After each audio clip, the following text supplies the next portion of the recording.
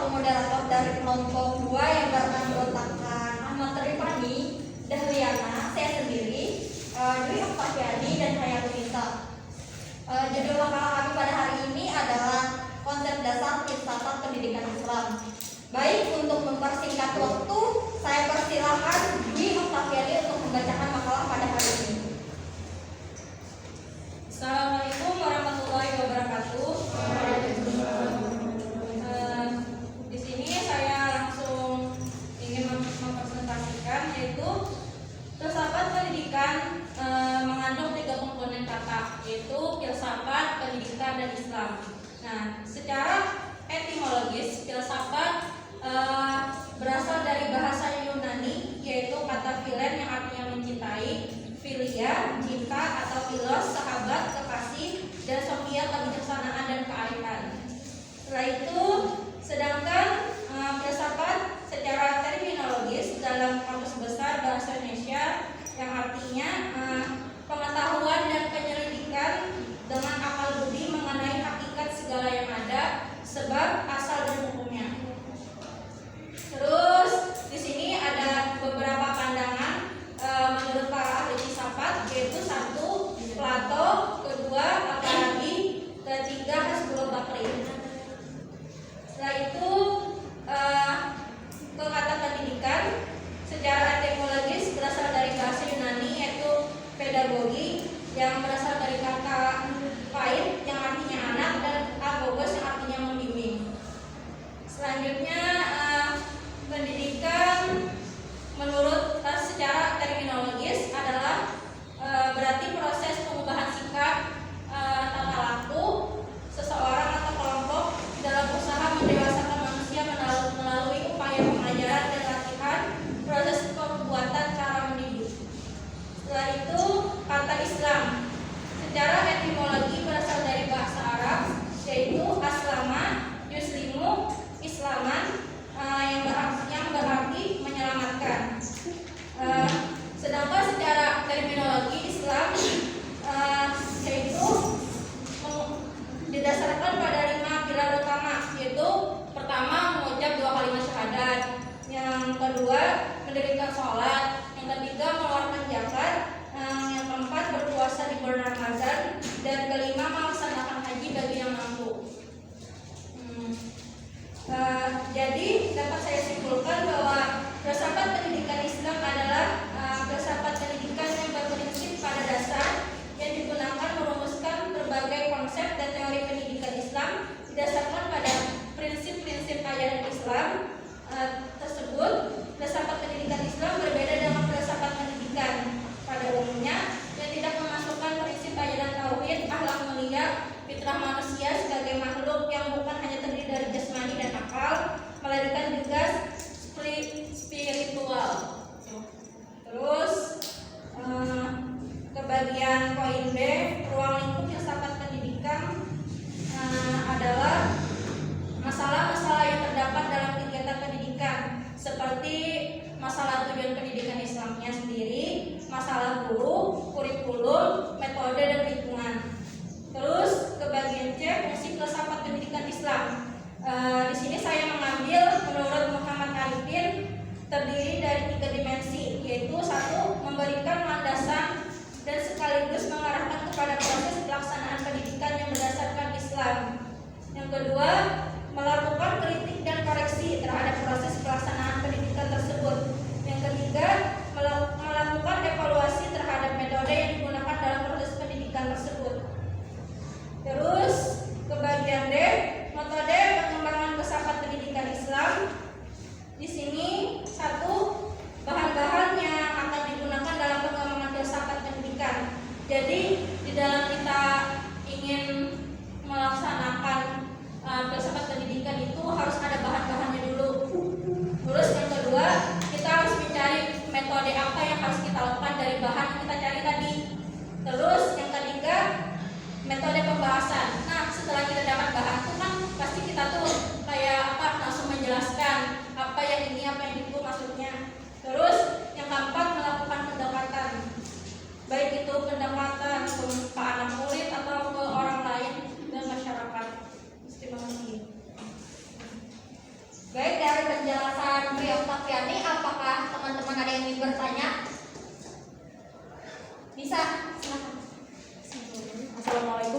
warahmatullahi wabarakatuh. Waalaikumsalam warahmatullahi wabarakatuh.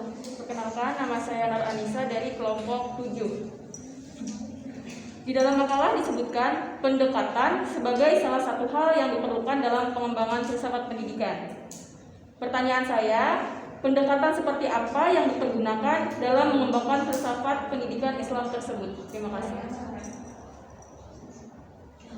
Apakah ada yang bertanya lagi? Marianti, silakan. Assalamualaikum warahmatullahi wabarakatuh. Waalaikumsalam warahmatullahi wabarakatuh. Nama saya Marianti dari kelompok 5. Tadi disebutkan di makalah di pembahasan B tentang ruang lingkup filsafat, itu termasuk kan ada soal guru.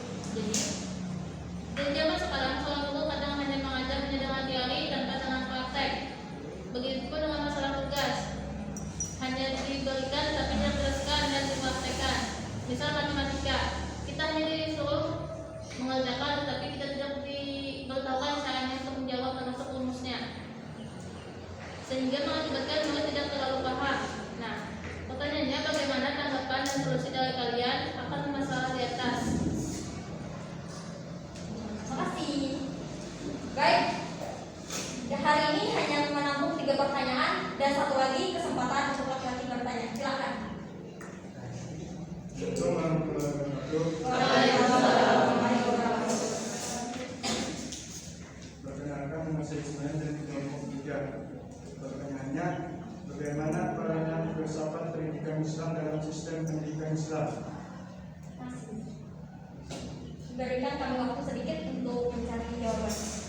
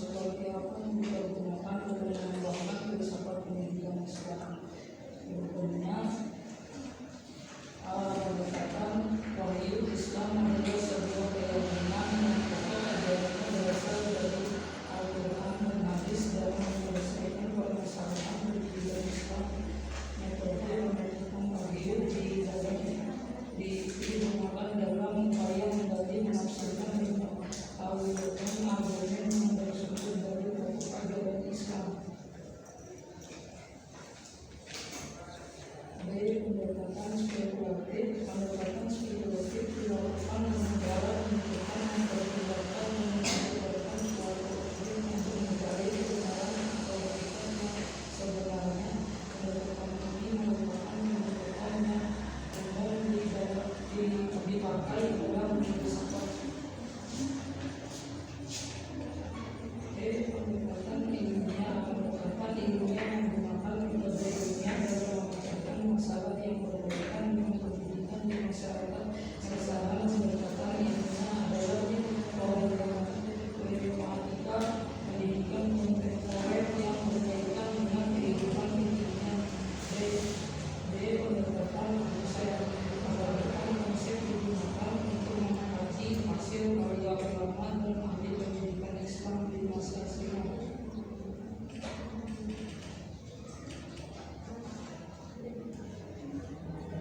Izin moderator menambahkan, tadi soalnya kan pendekatan seperti apa yang dipergunakan dalam pengembangan filsafat pendidikan. Di sini saya ingin menambahkan dari jawaban Rifani tadi kan sudah 3 pendekatannya. Di sini saya ingin menambahkan 3 lagi, yaitu 1 pendekatan normatif. Maksudnya adalah mencari dan menetapkan aturan-aturan dalam kehidupan nyata. Dalam filsafat Islam bisa disebut sebagai pendekatan syariah, yaitu mencari ketentuan dan menetapkan ketentuan tentang apa yang boleh dan yang tidak boleh menurut syariat Islam. Misalnya contohnya kita misalnya ada keluarga yang meninggal dunia, misalnya entah itu misalnya entah itu ayahnya dan ibunya, kan otomatis misalnya satu keluarga ini memiliki anak, terus kan otomatis dalam Islam kita diajarkan untuk apa? Membagi warisan.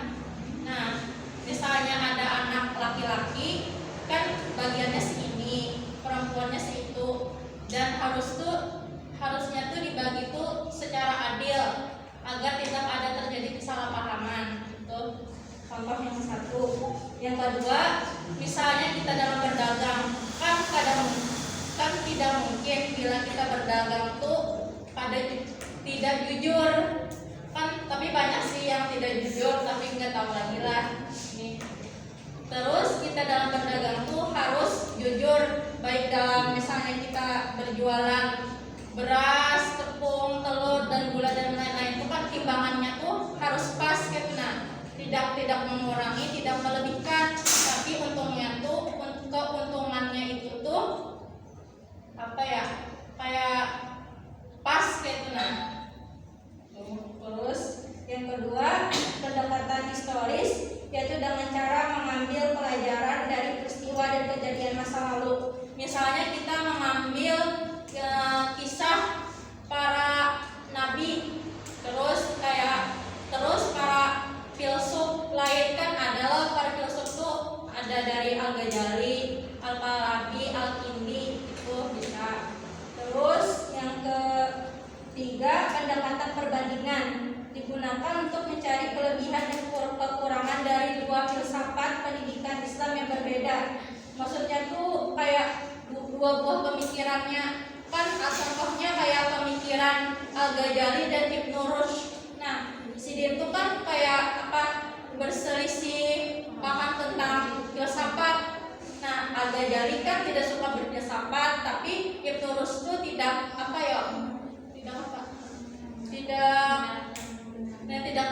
menyalahkan, Tidak menyetujui pendapat Al-Ghazali. nah ya, tidak menyalahkan pendapat Al-Ghazali, tidak juga membenarkan gitu. Nah, terima kasih. Baik, saya di sini ingin menjawab. Bisa apa masih berpuas dengan jawabannya sudah? Alhamdulillah puas. Apakah ada yang ingin menyanggah?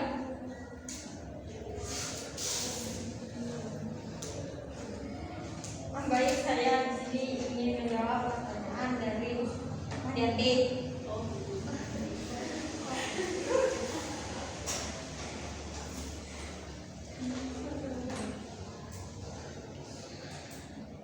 Menurut saya dari dari pertanyaan yang dikirimkan Mahdianti adalah kan kata Mahdianti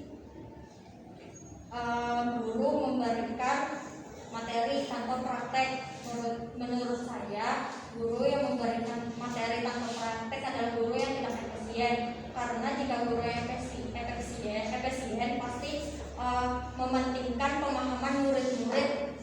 Jika guru tidak melakukan yang terbaik untuk murid, berarti guru itu tidak efisien dan tidak memikirkan di mana murid ini paham atau tidak gitu. Nah, jadi kalau solusinya itu menurutku adalah kembali ke si gurunya masing-masing. Jika si guru ini sadar bahwa ini adalah seorang guru, oh gimana caranya saya harus bisa efisien, bagaimana saya harus efisien dalam memberikan belajar kepada murid-murid agar murid-murid ini paham.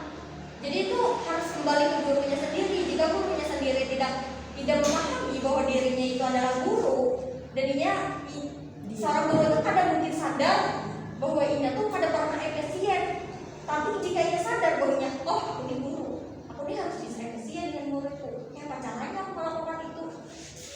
Begitu. Jadi kembali ke pribadi si gurunya masing-masing. Gitu. Apakah ini menyangka atau menambahkan? Jadi moderator menambahkan. Tadi soalnya kan lihat dari zaman sekarang, seorang guru kadang mengajar hanya dengan teori saja tanpa dengan praktek. Begitupun dengan masalah tugas hanya diberikan tetapi tidak dijelaskan dan dipraktekkan sehingga mengakibatkan murid tidak terlalu paham. Lalu bagaimana tanggapan dan solusi dari kalian akan masalah di atas? Nah, seperti yang teman saya sampaikan tadi kan, otomatis gurunya tadi itu disebut tidak efisien. Nah, kalau kata saya sih gurunya tuh harus mengubah gaya belajarnya lagi dengan mengubah pola pikir bahwa setiap anak nih tidak mungkin gitu. Nah, ada yang langsung bisa diberi penjelasan, oh kayak seperti ini terus seperti ini, kan nggak mungkin gitu kayak semua anak tuh isi otaknya dan pemikirannya tuh sama gitu. Kita kan tidak bisa juga gitu. Nah, misalnya anak ini pintar, oh sekali diberikan materi itu langsung paham walaupun tidak dipraktekkan. Tapi ada juga di sisi yang lain pasti ada anak murid dia itu kayak oh kayak seperti ini kan, ini kayaknya seperti ini jadi yang pahamnya aku misalnya kayak gitu. Kan dalam hati lo kita pada tahu anak tuh kita ajari pastinya tuh banyak menjawab iya Bu saya paham, tapi kebanyakan yang di belakang tuh pasti kayak berpura-pura aja gitu. Nah terus lebih baik sepertinya kayak kita mengajari ke anak murid tuh dengan teori, dengan prakteknya. Misalnya kita mengajari tentang misalnya mata pelajaran wudhu, kan tidak mungkin kita tuh kayak menyampaikan apa yang harus dikerjakan dari awal sampai akhir tanpa praktek. Entarnya misalnya nanti dia besar, misalnya mungkin dia ingin belajar, misalnya tidak ada prakteknya kan susah gitu. Terus kayak seperti mata pelajaran sholat kan itu harus dipraktekkan juga agar siswanya nih paham tata caranya terus tidak salah. Baik, dari penambahan dia Takyani, apakah ada yang ingin menambah atau ingin kembali menambahkan?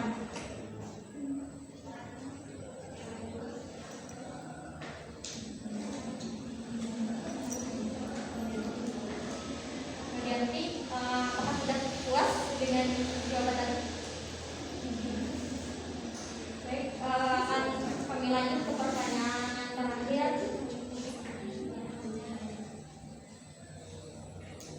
Pertanyaan dari Ismail dari kelompok 3. Bagaimana peranan filsafat pendidikan Islam dalam sistem pendidikan Islam? Peranan filsafat pendidikan Islam. Filsafat pendidikan Islam sebagai bagian atau komponen dari suatu sistem. Ia memegang dan mempunyai peranan tertentu pada sistem di mana ia merupakan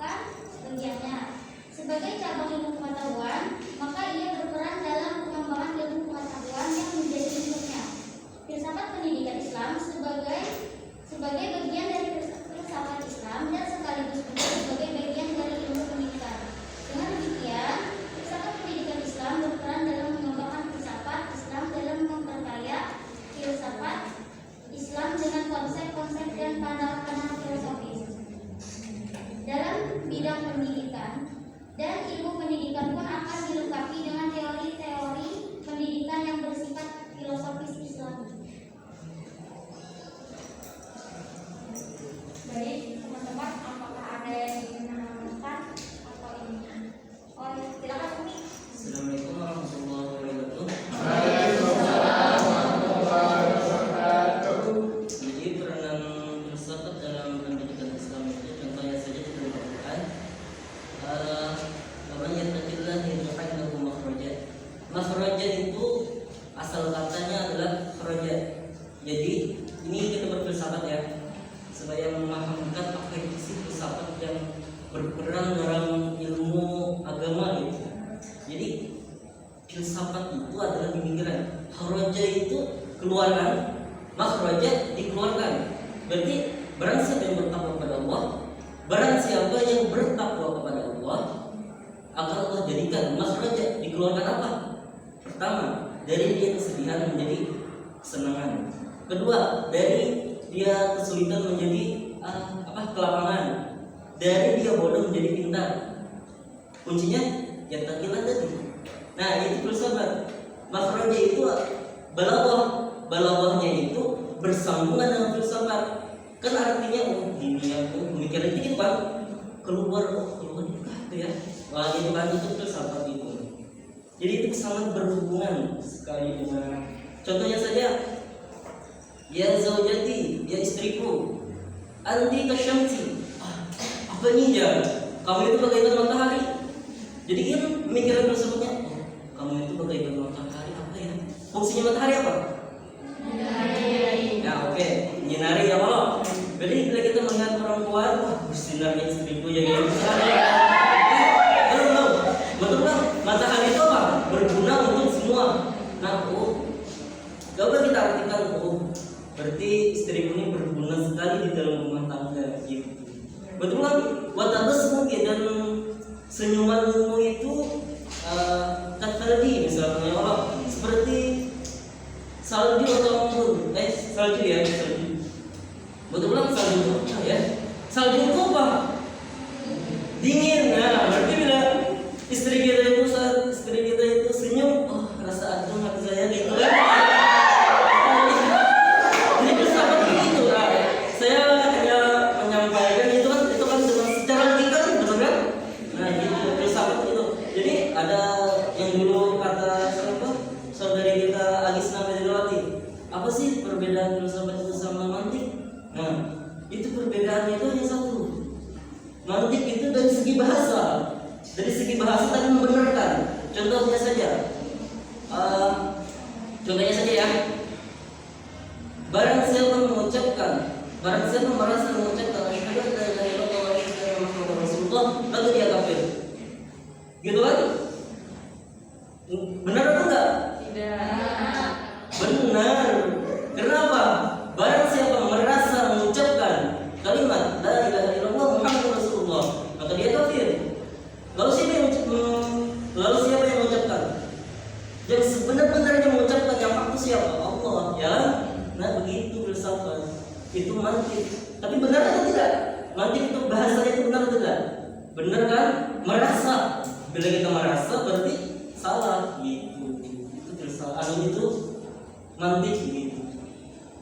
Mungkin itu saja yang dapat saya sampaikan. Mungkin kalian paham tentang ilmu filsafat itu gimana, mantik itu gimana, dan balaghah itu gimana. Balaghah itu dari segi bahasanya tadi. Ya zaujati anti kasyamsi itu adalah musyabbah. Nah gitu. Mungkin itu saja yang dapat saya sampaikan. Wassalamualaikum warahmatullahi wabarakatuh. Waalaikumsalam warahmatullahi wabarakatuh. Terima kasih Mukti, itu penambahan yang sangat bagus. Baik, apakah ada yang ingin menambah lagi atau menyanggah?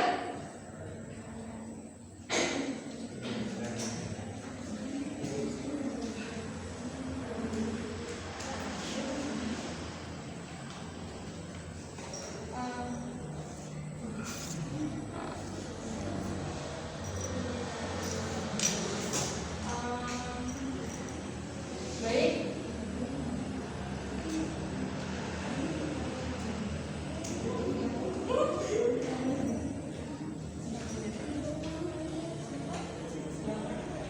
Kesimpulannya boleh.